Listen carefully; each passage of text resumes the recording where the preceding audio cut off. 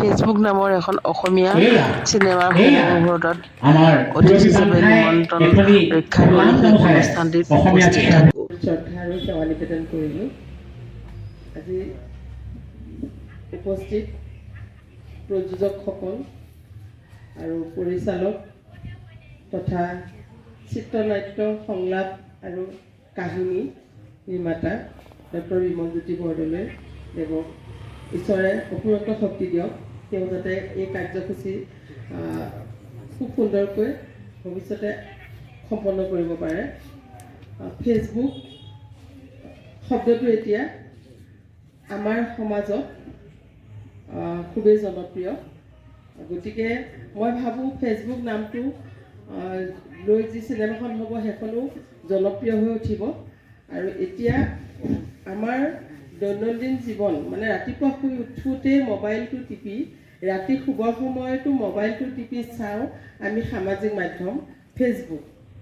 গতিকে যি আমাৰ জীৱনত ফেচবুকে আমাৰ প্ৰত্যেকজন মানুহকে মানে সৰুৰ পৰা ডাঙৰলৈ প্ৰত্যেকজন মানুহকে শিক্ষাৰ্থীৰ ক্ষেত্ৰতে হওক বা চাকৰিয়ালৰ ক্ষেত্ৰতে হওক বা অন্যান্য কোনোবা মানে দৈনন্দিন জীৱনত মানে জীৱিকা উপাৰ্জনৰ কাৰণে কোনোবাই হাজিৰা কৰিছে, কোনোবাই মিস্ত্ৰী কাম কৰিছে, কিন্তু প্ৰত্যেকেই আজিকালি ফেচবুক চায়। মানে এটা এৰাব নোৱাৰা বিষয় হৈ পৰিছে আৰু ইমানেই জনপ্ৰিয় হৈছে ফেচবুক শব্দটো বা ফেচবুক।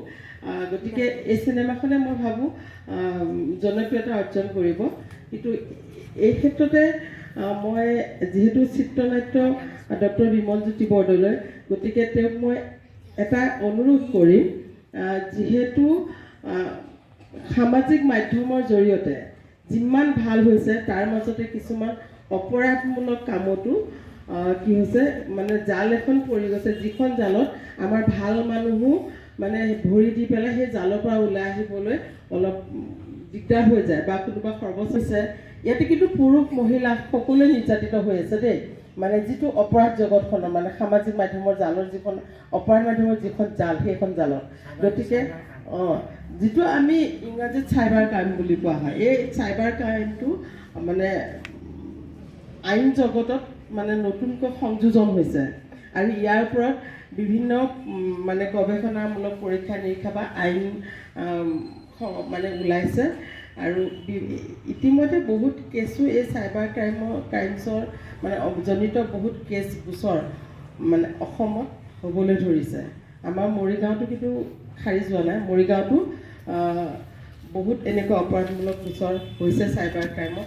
যিহেতু মই নিজে এগৰাকী এডভকেট আৰু মই মৰিগাঁও জিলাৰ চিজেন কোৰ্টৰ এগৰাকী অতিৰিক্ত পাব্লিক প্ৰজিকিউটৰ অৰ্থাৎ অতিৰিক্ত চৰকাৰী অধিবক্তা। গতিকে মই মোৰ দৈনন্দিন জীৱনত এই চাইবাৰ ক্ৰাইমৰ গোচৰবোৰ পাই থাকোঁ। গতিকে মই আমাৰ কাহিনী নিৰ্মাতা তেওঁৰ হাততে গোটেইখিনি আছে।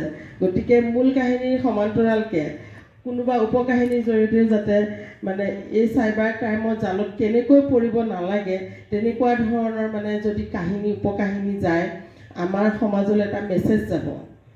গতিকে সেই মেছেজটোৱে কিন্তু ফেচবুকে যদি সেই মেছেজটো নিব পাৰে, গতিকে আমাৰ সমাজখনে কিন্তু বহুত ল'ৰা ছোৱালী নকওঁ, আনকি প্ৰাপ্তবয়স্ক মানুহো এইখন জালত পৰিছে। আপোনালোকে আচৰিত হ'ব, মানে অসমৰ এনেকুৱা মানে বিশিষ্ট ব্যক্তিও এইখন জালত পৰিছে।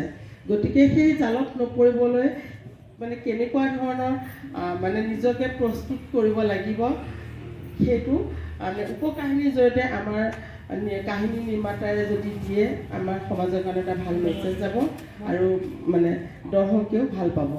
গতিকে বিশেষ নকওঁ, ফেচবুক আৰু এটা কথা, মই নিজেও আদালত চিৰিয়েলখন কৰিবলৈ যাওঁতে বহুত মানে কষ্ট, লগতে বিভিন্ন ধৰণৰ মানে সংঘাত হয়তো প্ৰযোজক পৰিচালক সকলোৱে পাব পাৰে।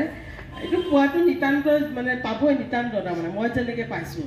গতিকে প্ৰযোজকসকলক মই ক'ব বিচাৰোঁ, সেই মানে সংঘাত, সেই কষ্ট পাৰ হৈ যোৱাৰ পিছত যিখিনি বেদনা, সেই বেদনাখিনি লৈ পাৰ হৈ যোৱাৰ পিছত বা পৰিচালকেও তাৰপিছত যিটো মানে প্ৰডাকশ্যন আহিব ফেচবুক চিনেমাখন, তাৰপিছত যিটো সন্তুষ্টি পাব সেইটো আৰু মানে ডাঙৰ সন্তুষ্টি।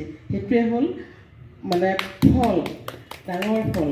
গতিকে আপোনালোকক ভাবোঁ ঈশ্বৰে আপোনালোকক শক্তি দিয়ক, গোটেই পাঁচোজনকে শক্তি দিয়ক, এই বিপদ বিঘিনি পাৰ হৈ মানে যি আহিবলগীয়া মানে কষ্ট বা বাধা সেইবোৰ যাতে পাৰ হৈ আপোনালোকে মানে আপোনালোকৰ ফেচবুক সম্পূৰ্ণ কৰি আমাৰ দৰ্শকৰ মাজত উপলব্ধ কৰাই দিয়ক আৰু ফেচবুক জনপ্ৰিয় হওক। এয়ে মোৰ আপোনালোকৰ প্ৰতি শুভকামনা। ইমানেই কৈ মোৰ বক্তব্য সামৰণি মাৰিলোঁ।